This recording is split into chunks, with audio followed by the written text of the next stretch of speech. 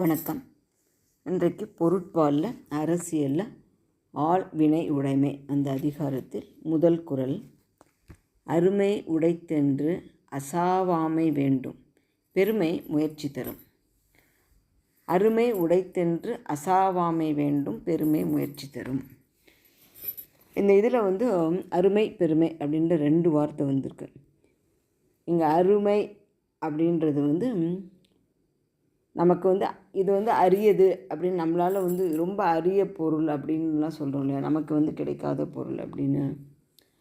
அந்த மாதிரி சில விஷயங்களை இதெல்லாம் நமக்கு எட்டாத விஷயம், அரிய விஷயம் அப்படின்னு சொல்லி நம்மளே குறைச்சி எடை போட்டுக்கிறது.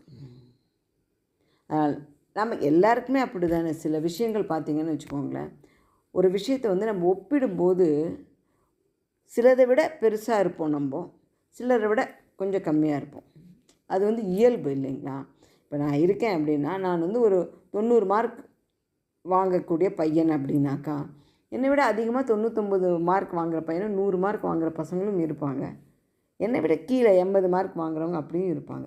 ஆக எங்கேயாவது ஒரு இடத்துல நம்மை விட உயர்ந்தவர்களும் இருப்பாங்க, நம்மை விட தாழ்ந்தவர்களும் இருப்பாங்க. அப்போது நம்ம இங்கே அருமை உடைத்தென்று அப்படின்னு என்ன எப்படி வருது அப்படின்னா, சில விஷயம் நம்ம பண்ணணும்னு நினைக்கிறோம், அதற்கு நம்மக்கிட்ட இருக்கின்ற விஷயங்கள் பத்தாது, நம்முடைய சிறுமை அப்படின்னு அதை பரிமாணம் சொல்கிறாரு. நம்மக்கிட்ட என்னென்ன விஷயங்கள் கொஞ்சம் கம்மியாக இருக்கும், அந்த விஷயங்கள் எல்லாம் முதல்ல கணக்கில் எடுத்துக்கிட்டு, இந்த விஷயம் இந்தந்த காரணத்தினால என்னால் இதை பண்ண முடியாது அப்படின்னு சொல்லிட்டு, அசவாமை அப்படின்னா தளர்ந்து போகிறது, தளர்ந்து போகக்கூடாது. ஏன் அப்படின்னு கேட்டால், பெருமை முயற்சி தரும் அப்படிங்கிறார். இதில் இங்கே பெருமை அப்படின்றது புகழ் அப்படின்ற பொருளில் வரல. பெருமை அப்படிங்கிறது நம்மக்கிட்ட இருக்கு. இப்போ அருமை அப்படிங்கிறதுல நம்ம என்ன பார்த்தோம், நம்மக்கிட்ட இருக்க சிறுமை அப்படின்னு பார்த்தோம் இல்லையா. அதை ஏன் அப்படி சிறுமை அப்படின்னு எழுதினார் பரிமேலழகர் அப்படின்னா, இங்கே பெருமை அப்படின்னு வந்திருக்கிறதுனால தான். இங்கே பெருமை அப்படிங்கிறது நம்மிடம் இருக்கின்ற பலங்களை குறிக்கின்றது. நம்மக்கிட்ட இருக்க செல்வம், நமக்கு சில பேர் உதவி பண்ணுறேன்னு சொல்லியிருப்பாங்க, அல்லது நம்ம வீட்டில் நம்மளோட பெற்றோர்கள் உறவினர்கள் அவங்க அந்த துறையில் ஒரு சில துறையில் நல்ல அறிவு படைத்தவர்களாக இருப்பாங்க. இப்படி நமக்குன்னு சில பலங்கள் இருக்கும் இல்லையா, அந்த பலங்களை தான் இங்கே பெருமைன்னு சொல்கிறாரு. இந்த பெருமை அந்த ஒரு செயலை முடிப்பதற்கு தேவையான இந்த பெருமை முயற்சி தரும்.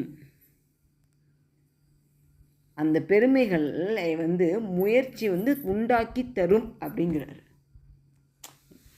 ஓகேங்களா. முதல் வரியில் நம்ம என்ன பார்த்தோம், நம்மளுடைய சிறுமையினால் நம்ம சில விஷயங்களை பண்ண முடியாது அப்படின்னு மனம் தளர்ச்சி அடையக்கூடாது. சரி, இப்போ அந்த சிறுமைகள் எல்லாத்தையுமே பெருமைகளாக, அதாவது பெருமை அப்படின்னா இங்கே நம்மளுடைய செல்வங்களாக, அதற்குரிய திறமையாக, அதற்குரிய துணையாக, அதற்குரிய வழியறிதலாக, அந்த மாதிரி நம்முடைய முயற்சி மாற்றி தரும் அப்படிங்கிறார். என்னென்னா, ஒரு விஷயம் நமக்கு செஞ்சே ஆகணும் அப்படின்னு வச்சுக்கோங்களேன், நம்ம என்ன பண்ணணும், முயற்சி பண்ணிகிட்டே இருந்தோன்னு வச்சுக்கோங்களேன், நமக்கு அதில் திறமையின்மை இல்லைனாலும் அந்த முயற்சினால் திறமை வளரும். நமக்கு அதுக்கு பொருள் கொஞ்சம் வேணும் அப்படின்னா, நம்ம அசராமல் உழைக்கிறத பார்த்து நமக்கு அந்த பொருளை யாராவது கொடுப்பாங்க. இவன் இவ்வளோ உழைக்கிறான்ப்பா, இன்னும் கொஞ்சம் பொருள் மூலதனம் கொடுத்தா இன்னும் அந்த தொழிலை திறம்பட பண்ணுவான் அப்படின்னு.